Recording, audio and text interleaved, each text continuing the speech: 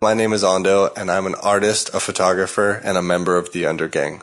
Every week, I sit down with an artist, a curator, a musician, an author, or anyone else working in the creative fields, and we talk about their work, their life, and what it takes to keep fighting the good fight in our world today. Welcome to the Undergang Armchair.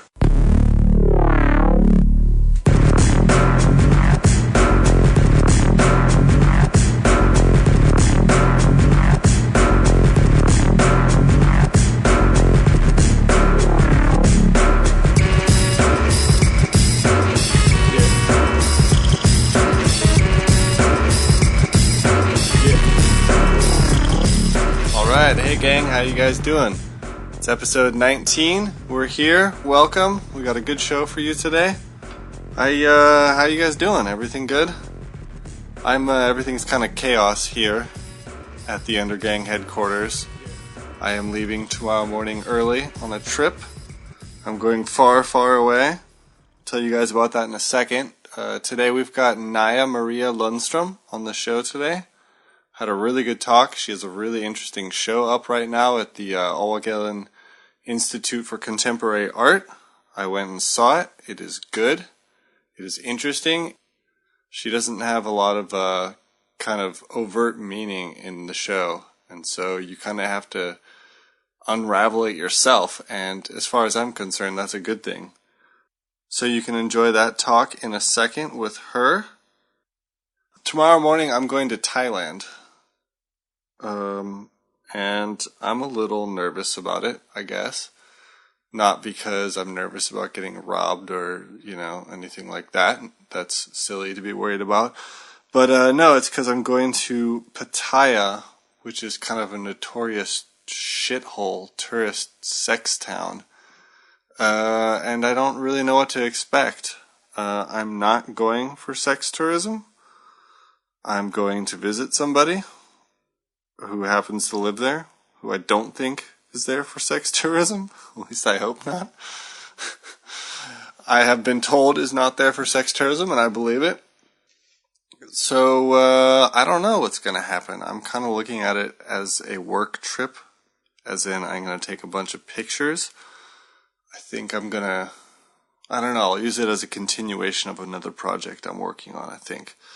But I don't really know what I'm walking into. I know it's going to be hot as fuck. I know that there's a lot of people. And I know there's a lot of fucking go-go strip clubs and shit. Go ahead, do me a favor. Google Pattaya. And then look at the images that come up. And then you'll get kind of a general feeling for what kind of town I'm going to. So, by the time you hear this, I'm already there. So, wish me luck, eh? That being said, that is kind of the deal. I won't have much to say for this episode or the next one because I'm recording them in advance, because I'll be gone. So, you'll have to hold your own hand at the art shows. By the way, you should go see Carrie James Marshall at Charlottenburg. Good show. But, that's it. I don't have much else to say. So, safe travels to me. And safe travels to you. And, enjoy this good talk with Naja Maria.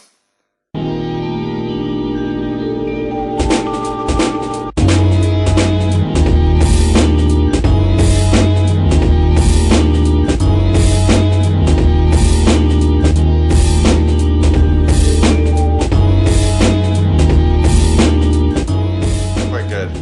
I'm extremely not well informed about everything. But the thing is, nobody is nowadays, anyways, because there's so much to be informed about. Yeah. But I mean, even in the 90s, I was extremely bad. Why is that? Is that because you don't care, or because it's just not of interest? No, I do care. I can't concentrate for. I'm just not good at it. But I always try to do it. Yeah, I know what you mean. I have a hard time focusing on ideas. I think about, you read art books or you talk with art historians and they have a really laser focus on an idea and they go really deep with it. I'll think about something and then, oh, a bird, it's over here and I can't really think something through all the way. But back at my first year at the academy, my professor Jens Honing, he told me, if you want to be an artist, you have to know everything about art, what every other artist did, and blah blah blah. So scary. Someone tell you that. So, but then I was more like, yes, well, I want to be an artist, so, and I'm really bad in this. But then I started this like knowledge collecting group at the academy where we just met like for 5 hours every Tuesday, and we prepared during the week like maybe 5 artists or something and presented for each other. That's genius. Yes, but I forgot everything again.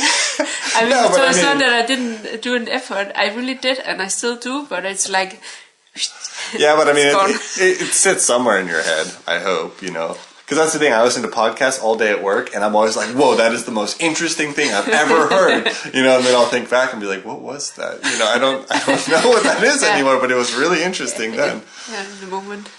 Yeah.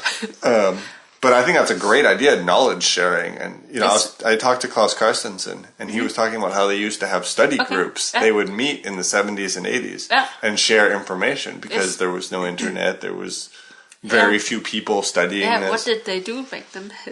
They met up and, you know, got drunk and talked about art, I guess. Let's quit the internet. Yes, everything but podcasts. Yeah. But then again, I found you on the internet. Ish. I mean, I heard about your show, and then through Copenhagen, I saw pictures of the show, and I was really attracted to the idea of turning an art space into a CrossFit, a fitness center. And the show's up right now. How's it going with that? I don't know. Actually, I just took the time off from the show after the opening. Leave it alone. Yeah. I know what you mean. Because I just worked so hard on it until the opening. So, and I mean, I have to earn some money as well. So I'm just right back to regular life afterwards. Yeah. But I mean, people have talked about it a lot. It seems to be pretty well received. Yes, you think? Yeah. I'm happy to hear that. Well, I mean, this is where I heard about it through this, and people talked about it, and you know. Yeah. Yeah, I mean, it's a great space. Overgaden's a wonderful space. Yes, it really is. And how did you get the show? Did you apply to have the show, or did they ask you? Yeah, they asked me if I wanted to do a show there. That's great. Yeah. I mean, I didn't really think so much about it. I mean, I had like small shows, like, and I have like this artist-run space, C4 projects in drivel. And so I was just busy with that and busy with like my job as a cook in the kindergarten. And yeah, well, then they asked me if I wanted to do the show. Yeah, I mean, that's great. And that's the best way it can happen, right? Yeah, sure. So what, did they see your work at C4, or how do you think that happened? No, I think they, like, the director of Overgaden, she used to be the, what's it called, like the director of the Funeral and Art Academy. Okay. Okay. And I was living in Vienna when she got the position at the Funeral and Art Academy. But then I didn't have to, but I chose to go back and do my, like, the graduation show at the academy in Denmark. Okay. And yeah, so at least you saw my graduation piece. That's a piece, What's Wrong with Being a Dane? Right, okay, the video. Yeah. Yeah. I don't know, I hope she saw some other... But I'm sure she did, you know, because then you start researching, you know. So this is clearly a step up for you because you were doing smaller shows and other stuff beforehand. Yes. I guess before we get too deep into it, I want to go back a little bit. Yeah. Where in Denmark are you from? I was born in in Odense, and then I grew up in Horsens. Okay. Yeah. In Jutland. Yeah. How was that? Was it okay? Yeah, it was great. I like Jutland. I'm not one of the Jutland haters. Are there any Jutland haters? Oh my god. Well, there's people from here who think it's all just a black hole over there, you know. Yeah, for example, my girlfriend, until she met me. Right. And it's I like introduced her to Jutland, but it's a nice place. But like there are many different places. Like, it's not just like one people. Right, it's not just one place. It's it's the largest part of the country. And there's You know, there's a lot of different cities. There's a lot of different dialects. The nature is beautiful over there. Yes. People are friendly. Especially in Eastern Jutland. Yeah, I haven't seen it as much, but I know they actually have hills there. You know, that's something the rest of Denmark doesn't have. Yeah. But yeah, I mean, so you enjoyed growing up there. And Horsens is kind of an art town, isn't it? I know there's some galleries, some pretty big galleries there, and isn't there an art museum? There is an art museum, but I wouldn't say that it's like actually until now in the Danish or just in Copenhagen in the in the environment I only met one person from Horsens, and she wasn't actually from Horsens. She was from Stensballe, which is just outside of Horsens. Okay. And then I met another artist. She's from Vejle, which is pretty close to Horsens. So it's like actually it's the opposite of what you said. Right. Well, I just think of it. I guess it's because I know one of the galleries there is a pretty big gallery, Frans Petersen, which sells like Kvium and stuff like that. Oh yeah. But I think it's mostly they sell to the industry. You know, there's a lot of factories and stuff over there. Yes. Yeah. I think it's another kind of art. For me, it is. I mean, it's like Kvium is like.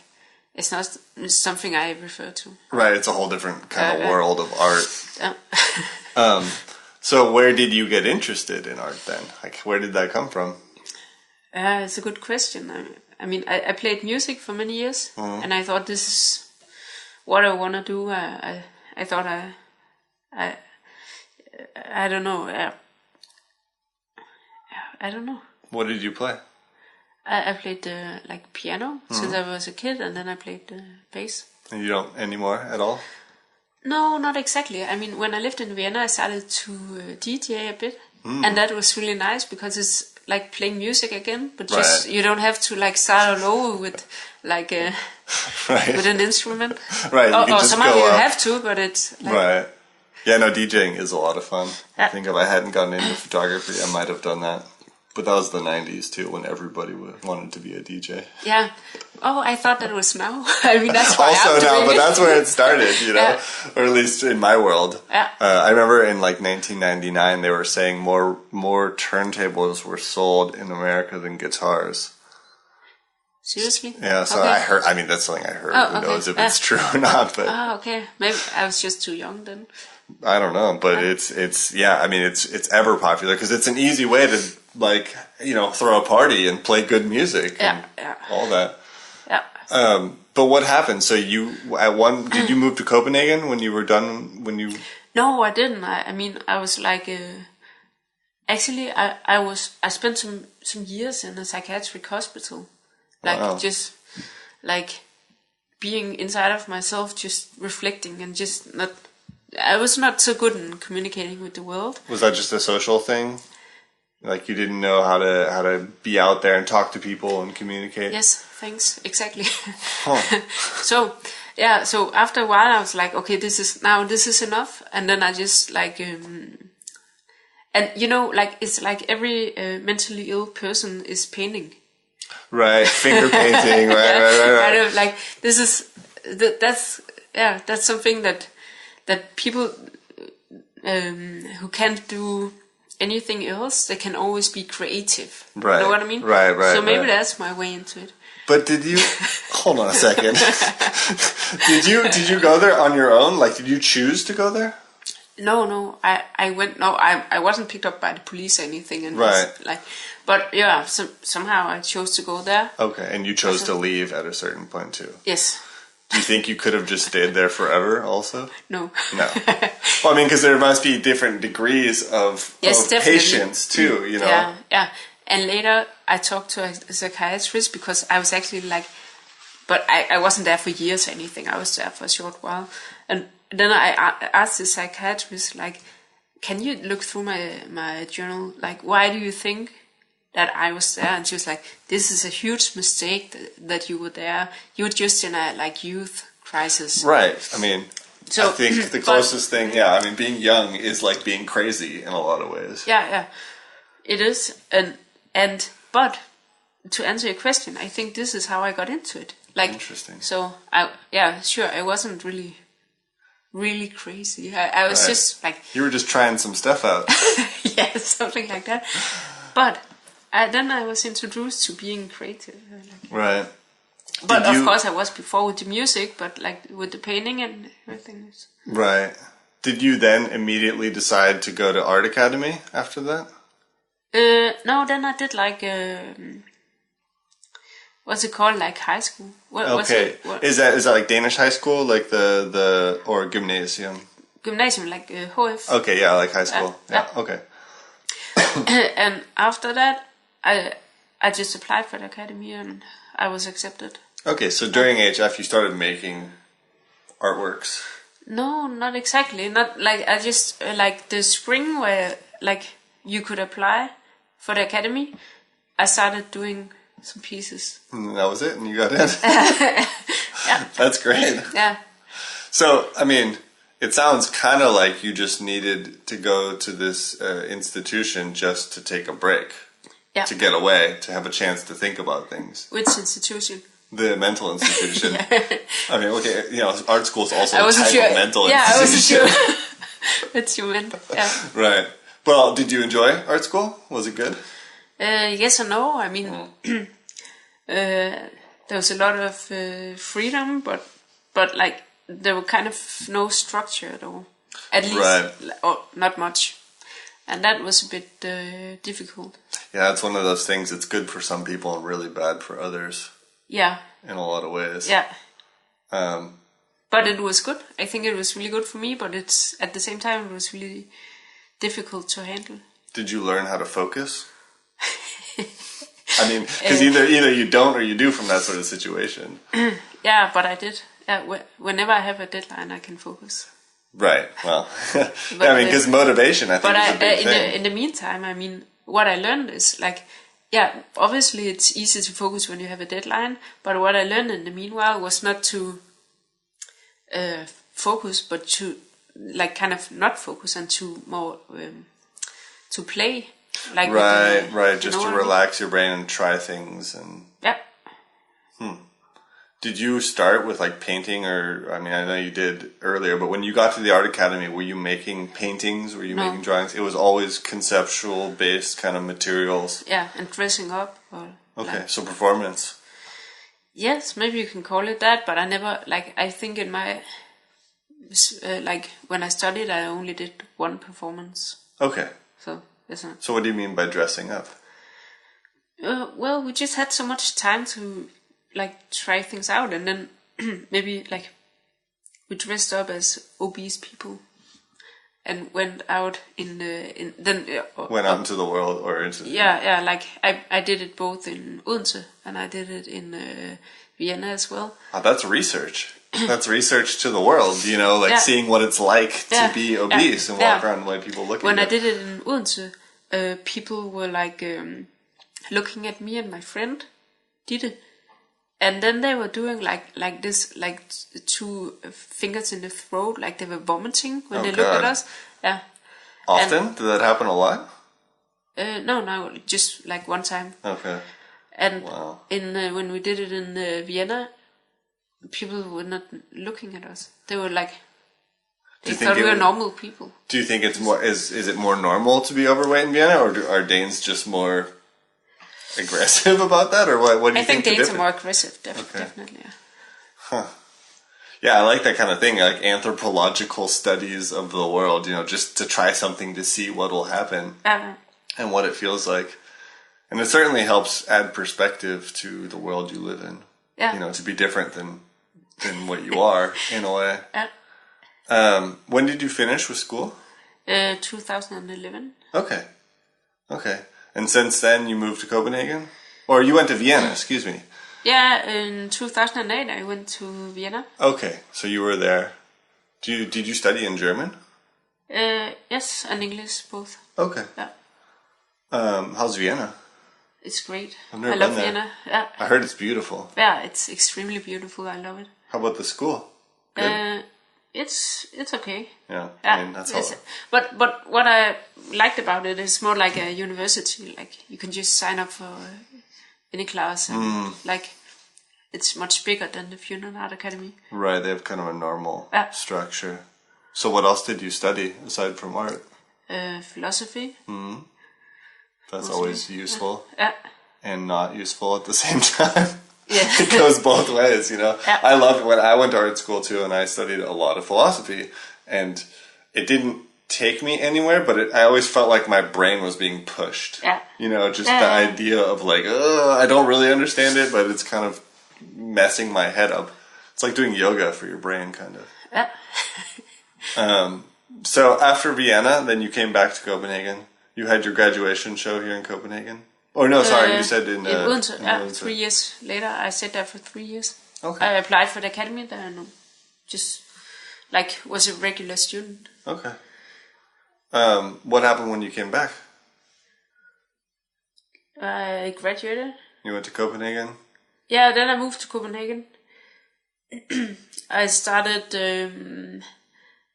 started what came before C4 Projects, which was just an exhibition collective, like called Carstensgade 4. Okay, I heard about them, yeah. Just to get started with something. Just to do something, yeah. Yeah, we didn't have any space, so we just rented different spaces and just put up exhibitions. Is this a network of people you knew from the Art Academy? Yes. Okay. Do you guys feel, I mean, I've always wondered about that. The academy here in Copenhagen is the big academy. It's the one with the name and everything. Are people, you know, quote unquote racist against people from the Fyn Art Academy? Is that considered the bad academy or like a different, you know, is it harder to get respect in Copenhagen? I always had the feeling that was the best academy in Denmark, the Funan Art Academy, at least at the time when I was studying there. Why? We had like Sanne Kofod as the director, and we had Jakob Jacobsen and Jens Honing, and then different other professors. Yeah, Jens Honing's really interesting. I like what he does. And we were such a small academy, we could just make our own decisions. Like, what do we want to do? I remember we had a huge meeting where we decided all together we want to focus on the local society and we want to focus internationally and not on Copenhagen, for example. And I think that's a strength. Totally. And what I experienced, I mean, actually I have no idea, but it's my feeling that when you live in Copenhagen or if you study at the academy in Copenhagen, it's like it easily becomes the center of the world. It doesn't matter if it's Copenhagen or maybe Vienna as well or just any big city, but you're so aware when you study at a small academy that you're just not the center of the world, so you focus much more on what's going on in the world.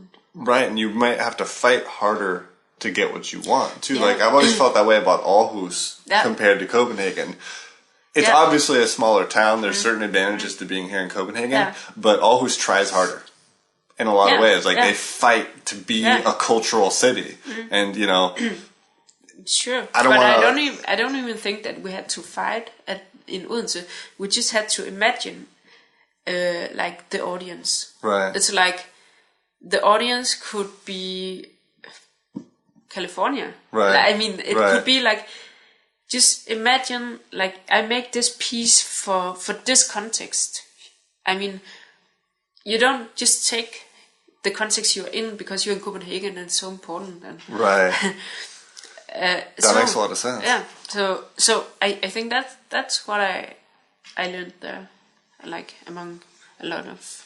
Well, I think that's actually some of the best things you can learn in art school. In a way, is that you have to build your own world. Yeah. I was listening to a podcast today called Bad at Sports, which is about art, and a guest was talking about how.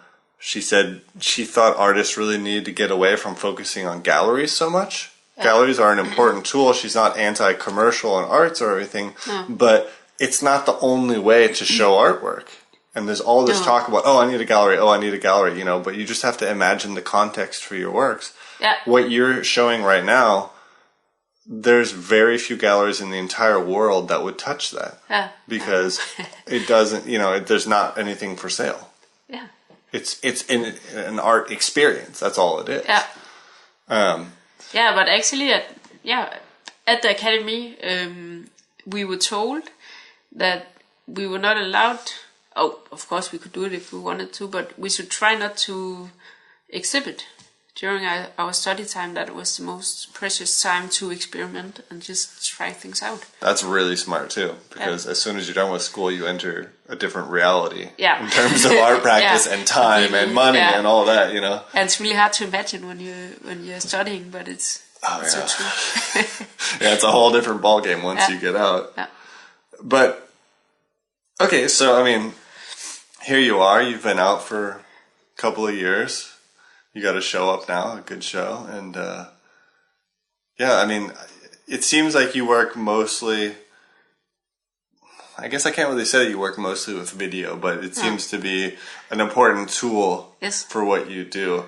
And it's easier for me then to check out what you're doing with these videos, and I found them just to be really funny. And that's not to say they're not smart and they're not addressing interesting points, but I found them to be really funny. And what is that? Are they supposed to be funny? I just want to check. Yeah.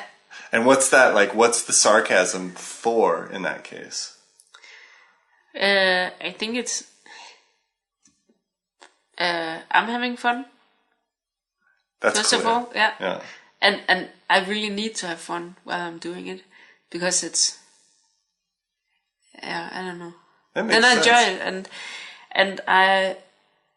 and then I think it's easier to connect with people and because when I look at art, it's so often I just don't get it. Right. Like, seriously, I'm just being honest. It's nice to hear people say that, and it's true. And so I really want to connect with people, and so it's kind of an entrance for people I'm making. Yeah, well, I mean, it worked for me. For example, a week and a half ago did not know who you were, and I instantly was like, oh great, this is hilarious, I like this, I want to talk to this person and like hear what's going on. So it clearly did connect, and you can also clearly see you're having a great time doing this. Some of the videos you're just talking and just laughing, and like the pamphlet you made with a friend, that's comedy. It's hilarious, but it's also a social commentary. Yeah. And, you're not afraid, you're not pulling your punches, obviously. Like, you are, I don't want to say attacking, but you're criticizing Denmark pretty heavily. Yeah. And, where does that come from, this criticism of Denmark? I'm not, I'm a neutral third party. I live here, but I'm not from here in that way. Yeah. I think it started when I lived in Vienna. I kind of just had this distance to Denmark, and during the 3 years I was living in Vienna, a lot of stuff was going on here in Denmark about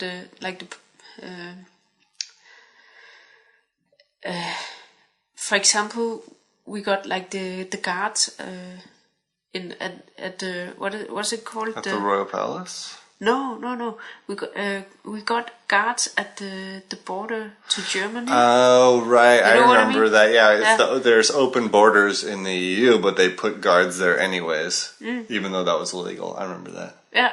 So that's one thing. That's when I started to think about it. Right. That's when the rest of the Europe looked at Denmark and was like, "What are you guys doing?" Yeah, and then just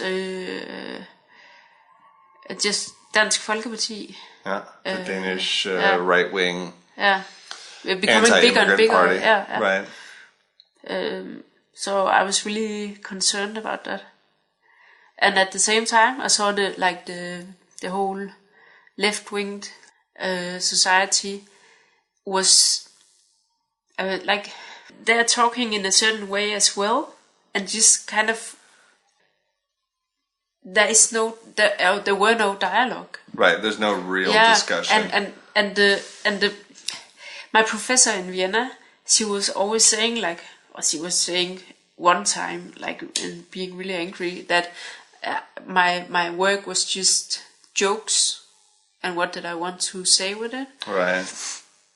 And then I thought, okay, how could I make it more serious or whatever? Like make it, like say something with it. And then I thought, okay, I want to do some political artwork. But then when I looked at the political artwork here, it was always left-winged. Yeah. You know what I mean? Yeah. Like always left-winged and always just having one message, right. one agenda. Right, no debate. And I was like, yeah, well, okay, then you agree with your friends, great, congratulations. I mean, right, go have a beer. Yeah, and for me, it didn't do anything more. Right. And I can't say that I'm left-winged.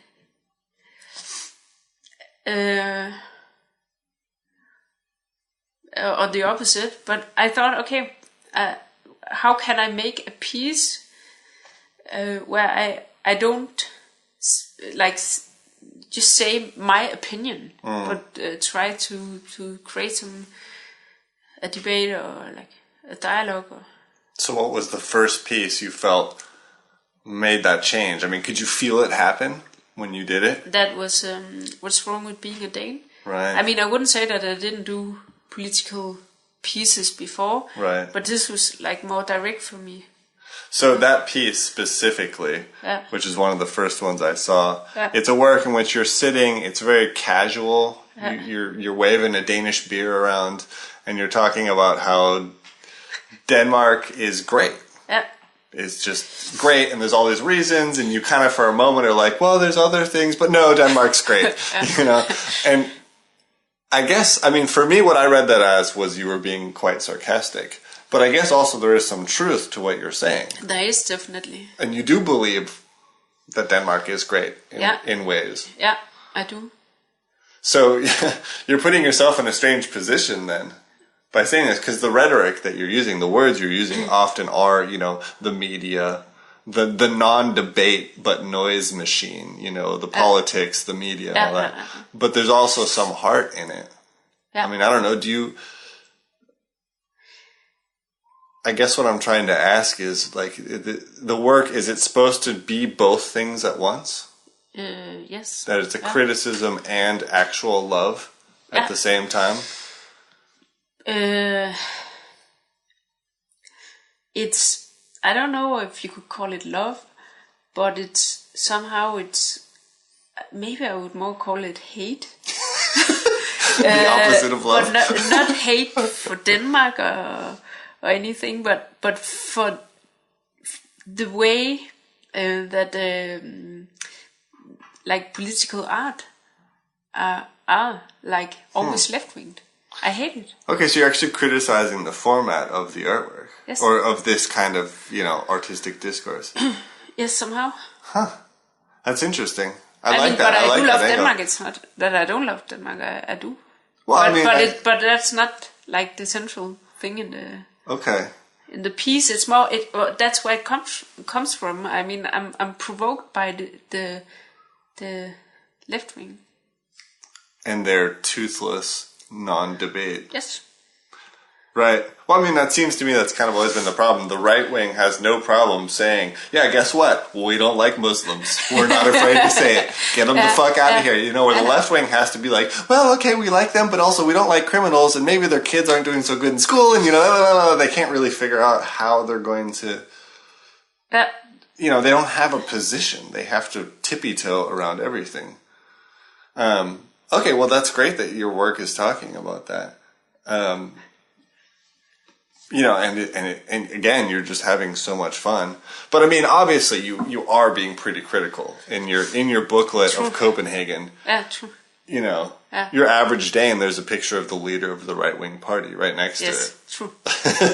You know, so okay. Well, do you feel like you're going away from this now because you have a series of works up, and now you're moving into a different area? In which you have the show now in which you built a fitness center inside of an art space. Yeah. This is a different direction, a new direction. No, I wouldn't say. I mean, I think my direction is more my method and not the subject. Okay. Do you know what I mean? Yeah, I do. So I just thought, like, this is so popular. It's extremely popular. Yeah. And I love that. Yeah. So I wanted to do something with that, but actually later on I thought maybe I should have done something about homosexuals or something like queer stuff or something like really popular in the art world. Right. But for me, like with the fitness theme or CrossFit, that's just extremely popular in the society. So that's what I chose to to talk about. Yeah. I mean, it seems like to me that it's also a discussion of art space and what that is. You know. Many people say that. I guess it's kind of unavoidable because it's in an art space and it's a training center, and that just has to reflect on the art space then in a way. But you don't see it that way necessarily? I'm not a very reflective person, seriously. I am, but at the same time, maybe it's like so many artists did that before, so now it's just something, for me, something like it's not that far away just to do it. Right. And it's open, I guess. You're just leaving it open. You're doing a thing and you're saying, here it is. Yeah. For me, it's just a tool to create the situation where I can, like, say that, like, people can just come and exercise. Like obese people or like unhealthy people, and to create this situation where I'm just sharing my experience of how I keep myself healthy, and then say like what I've seen, like how people are not being healthy, and that I'm just making the choice easier for people. I'm creating this situation with the. That's what I wanted to do. It's not that. So you can actually go and work out there? Yes. For free? Yeah. Are people doing it? No. No. That's the thing, the context of the art space. Yeah. You know, people are afraid to be the only person working out. Yeah, but I think that's a great comment that people are not doing it. It makes me want to go down and work out my skinny little arms. I read actually on their website, you said you were hoping that you would train more from doing this, and that didn't happen. I wanted to do it in the process, but I didn't do it. I was so stressed out. Right. But don't you know, exercise is good for stress. Yeah, it's a paradox. What are the videos in that? What are they about? Is it you again as the subject? Yeah. It's me. I'm just talking about my life. Okay. Like, for example, since 2006, I've been avoiding starch and sugar, and in my as a health thing. And I'm just talking about how I reduce stress in my daily life. Like we get like a huge basket delivered every Sunday with the organic vegetables and fruits and meat and fish, stuff like that. Just real food. Yeah. Just talking about my life. Yeah, and yeah. Do people know what to make of it, or do they walk around just looking really confused? I don't know. I mean, I haven't been watching people in the exhibition, but some people wrote that they couldn't see any irony in it. I'm just extremely liberal. Is it called that? Yeah, like free with the yeah. Do you know what I mean? That would be libertarian. That party in English. The people who are not necessarily right wing, they're just all about freedom. Yeah. In any form. Yeah. So. Really? Why? Some people wrote that. I don't know. I haven't talked with them, but. I guess I could see that as in fitness is in your own choice. And if you just want to be a fatty, that's fine. I guess. Yeah. But then again, I mean, I really encourage people to go and train. Yeah, to work out. I gotta go do that. How long is it up for? Till the 16th of March. Okay. Yeah. Are you doing any fitness classes there? Did you get anyone to come in and teach classes? No. I would have liked that, but like the economy didn't like that. So it's like of the whole thing. Right, I got you. But maybe it's good anyway. I like it that way. But at the opening, like the competition team from CrossFit Copenhagen came and did like a competition there. Okay, for people to take part in, or just versus each other? No, just to watch. I mean, they're really hardcore. Yeah. So they just worked out like for 20 minutes, and they had half an hour break, and then they worked out for 20 minutes again. Well, everyone. And there were a lot of people just like watching them with a beer in their hand. That's awesome. See, that's what I love about it, because who cares if there's a meaning or whatever you want to look into it. It's more like, how great is that situation that you've got the art going public, standing there and getting their drinks for the opening, for the vernissage, and you've got these hardcore training people, busting ass.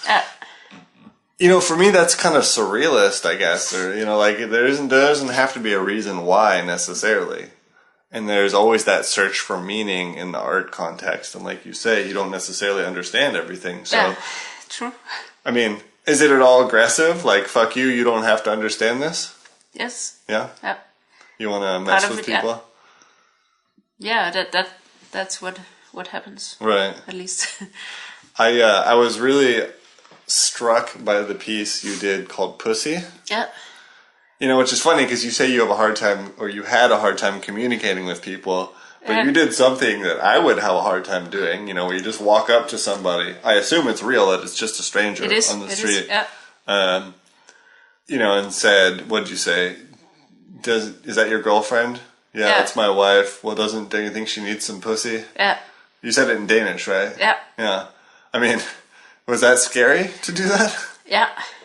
Well, did you have to really take yourself 3 days and then a few beers before? Just being terrified of what you were about to do? Yes. Yeah.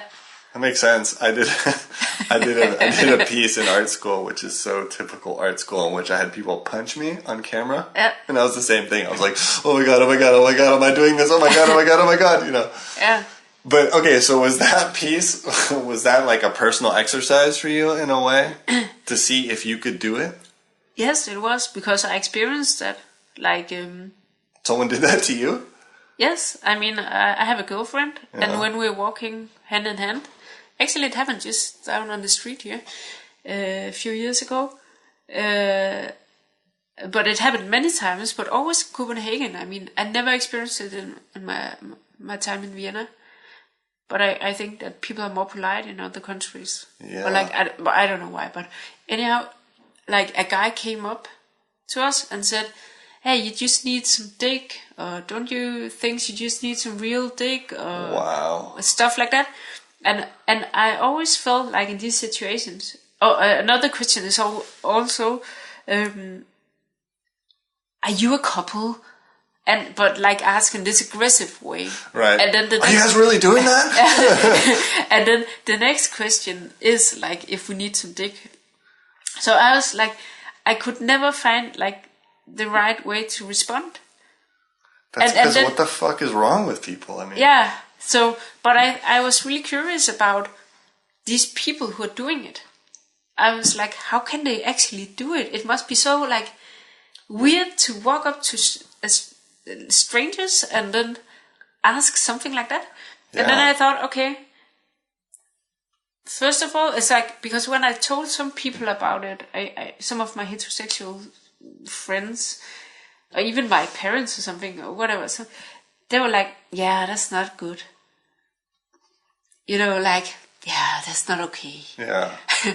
And of course it's not okay, but the way they're saying it is yeah, but what can you expect? Yeah, what do you expect? Yeah. So I was I wanted to try, what happens when I do it to what if it was a heterosexual couples who were asked that all the time, or I wanted to see if you could see more like the wrong or the absurd thing in the situation if I did it. And that's one part. And then I wanted to see how is it to do it. Did it feel to gross? violate people in that way? Like, can I actually do it? And I think I didn't actually succeed because I'm saying, I can't remember exactly, but maybe I'm saying, excuse me, can I ask you something? Yeah, I think so. Or something like that. At least I'm like, can I ask you something? Right, instead of like, hey. Yeah. And then we're also saying goodbye. Right. Like, okay, well, yes, the guy goodbye. handles it quite well. His wife is really shocked. She doesn't know what to say, but he kind of handles the situation. But I think she's like, I've been studying her a lot. She's like, also, I think she's also quite happy about that. She's she's a yeah. Yeah, I mean, that's a weird thing. Those few seconds of someone's reaction, you can try to understand. Yeah, you can watch it over and over again. So how did it feel for you to do it?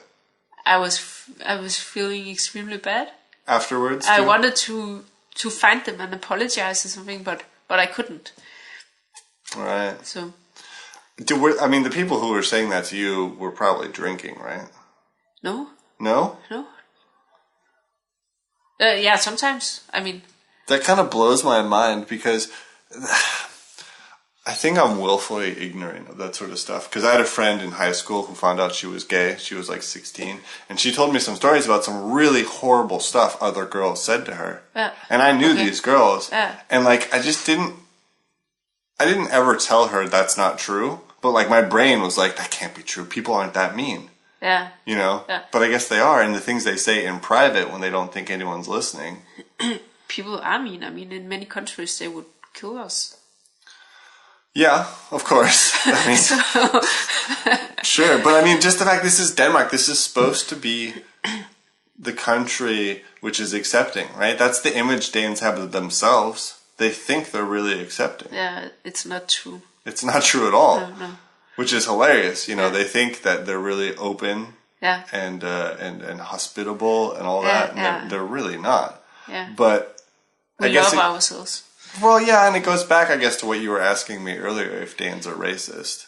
Yeah. And I think it's just cultural. Like, they're very accepting of other people to a point.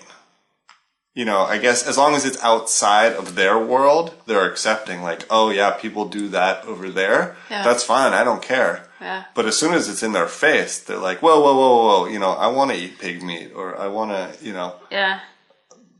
You know, whatever the hot topic is. I don't know. Do you think Danes need to wake up to the fact that they're not? Do they need to accept the fact that they're not that open? Yes. Yeah, definitely. I mean, I don't know how it was like some generations ago, but I think it, at least for my generation, I think that we kind of grew up in it, kind of like a dream world or something, because we were not part of building the welfare system, right? For example, right. And we just think that we can do anything and we own everything. We own the world. We can just like, I don't know. It's something I think about a lot, being American. Okay. Because I really like Denmark and I like being here. Yeah. But it seems to me like what you're saying is true to a degree. That there's a generation of young people who don't care about anything. Yeah. Because they never had to fight for anything, I guess. Yeah. They didn't build anything. They didn't fight for anything. They didn't make anything. Mm-hmm. And it makes me wonder if all those idiots in America who keep saying we need competition, we need people to struggle, we need trickle down economics, all this stuff. But this is what's happening at the moment in Denmark. It's moving that direction, but there's still a long ways to go in terms of the welfare state and everything. Yeah, true. But still, this is what's happening. Even the few things that has happened has been a huge shock to the Danes. Right. Yeah, I guess so. And I don't know, like, it's also, we think everything is a joke. I mean, this is also, like, the critique I received. Right. And, like, I don't know anyone else but Danes who can actually make jokes about Jews in the way that we can do. Or black people, it's true. Or black people, yeah. It's true. Yeah. Oh, it's so true. And we just laugh and we're like, oh, relax. Of course we can say nigger. Right. Because we're really liberal, pat on the back. Yes, exactly. And it's like, yeah, but maybe you could be just a little bit aware of history or something. Like, it's like, no, it's like, people are too serious. Just like, and it's everyone, like in every kind of TV show, radio show, like politicians, like everyone is just like, relax. It's just Jews, it's niggers, it's like, don't be that serious. Right, quit being so politically correct. And this is also how we see ourselves, like a relaxed and fun people. Right. Like don't be that serious. So what needs to happen? How are we gonna fix this?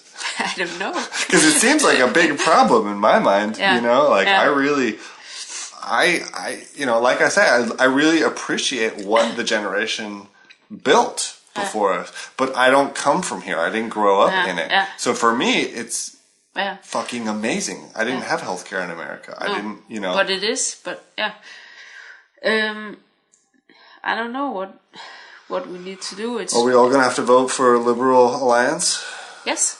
Actually, I think that's like something I'm considering to kind of accelerate this direction, because what it's like I'm doing Tai Chi, and when someone is like punching you, like don't push them away, just like grab the hand and pull them like the direction they're already going. Right, use the minimal amount of energy. Yeah. So I'm thinking about that a lot. Like maybe that's I'm thinking about that in my pieces as well. Yeah. Like Naja, don't do the left-winged art pieces, because that's like just you can't stop it. Right. Like well, I guess direction. Yeah. You know what I mean? I do know what you mean, and I'm just having this constant debate with myself because the American system in my mind doesn't work. You know, San Francisco, a city famous for gay people, right? Yeah. There's far more homeless people in San Francisco than there are gay people. Yeah. You know, and that's a sign of the system not working. Yeah. And that's the flip side, you know? I don't know. I just wish people would care more here. That's what I really wish, is that they would care more about what they do with their own time. Yeah. And what they do as a society. Yeah. You know, I love drinking, but I think they drink too much. Or at least they drink it the wrong way. Here? Yeah. In Denmark? Yeah. Yeah, it's insane. Yeah, I mean, I would have thought that me, of all people, would ever be like, yeah, whoa, you guys, you need to cool it. But I guess they do drinking just all wrong, too. It's the whole, like, during the day, I'm very quiet and I try to be polite even though I'm secretly angry. Yeah. And then at night, I drink and I'm just angry. Yeah. You know? Like, Yeah. that's not good drinking. No, you know? no. What's good drinking? Good drinking is when you're already in touch with your emotions and your feelings and your thoughts, and then you drink. Yeah. You know, and then whatever happens, happens. But you know, it shouldn't be a way to express yourself that you can't normally express yourself. Yeah. Right? Yeah. You know, that to me seems like Yeah. that's just, you know, it's just like getting angry at someone for something someone else did to you. Yeah. You know, someone was mean to me today, and then I came here and was rude to you because I was angry at that person. It doesn't make sense. Oh, that's why. Okay. You know, it's yeah. I forgive you. Thank you. Well, it's hard to be human. Okay, well, to tie it all up, I mean, it seems like I guess this exhibition you have now is an exciting step towards something. Yeah. You know, it's not a final presentation. It's not No. I mean, do you agree? It seems like At one point I was like, I don't want to do this again. right. This is the end. But no, it isn't. Right. Hopefully. Well, I mean, congratulations. It's a great place to show. And, you know, a lot of people have talked about it and taken a look at it. And, I, for one, really got to go. I want to go work out there. Yeah. How do you feel about the public speaking for the crowd? Is that okay? It's okay, yeah. Yeah. I mean, yeah, it's fine. Yeah, okay. Yeah. All right. Well, thank you so much for coming on the show. Yeah, thanks for inviting me.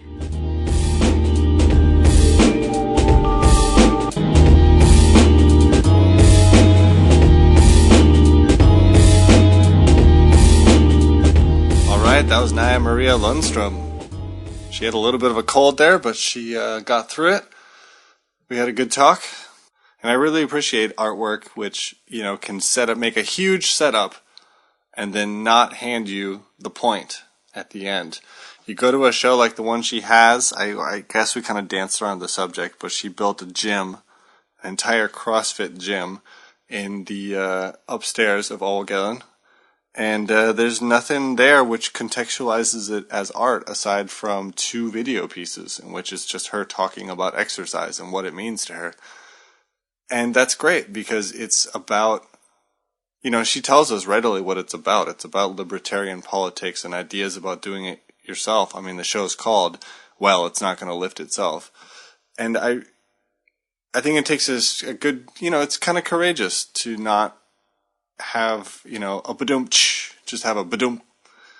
There's no final point. There's no final package, present, something to unwrap. There's nothing of the sort. It's a show. It's an idea, and interact with it as you may. We went to there was an artist talk last week with her and the director of a museum here in Denmark and the director of a website. I didn't really catch Live Art, I think it was, .dk. And, the talk quickly kind of turned to libertarian politics because apparently that's what Naja's been thinking a lot about. That the director of the Institute was mentioning that it's been probably the most provoking show. People have been really kind of poked and prodded and don't really know what to make of it. And, of course, the art world's a traditionally very left-wing, which in Denmark means welfare state, political kind of place, and the artists themselves, get a lot of support from the state. A lot of them are unemployed. A lot of them get unemployment insurance, all that. And here Naja is with state money making a show about libertarian politics. And, it's a contentious issue in Denmark and probably a really good thing to talk about here. So I suggest you go see the show. I suggest you bring stretchy pants and go and work out. It's a gym. Go work out. It's a free workout. Go do it. And if you're lucky, someone will come watch you, and you'll be part of the artwork. So, there you go. Go check that out at Overgaden Institute for Contemporary Art. There will be a link up on the show notes. Go work out. I did a little bit, and I'm still a little sore, actually. I mean, by workout, I played around. But, it was fun. So, that was today's episode. Hope you guys enjoyed.